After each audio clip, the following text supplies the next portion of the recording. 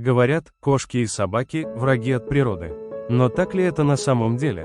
На самом деле все зависит не от вида, а от характера. Если правильно познакомить их, без стресса, с личным пространством и вкусняшками, между ними может завязаться настоящая дружба. Иногда кошка становится главной, а собака просто радуется компании. А иногда наоборот, пес оберегает пушистого друга как младшего брата. Так что, да, кошки и собаки могут быть лучшими друзьями. Главное, немного терпения и много любви. А у тебя дома есть кошка и собака? Напиши в комментариях, кто у вас главный.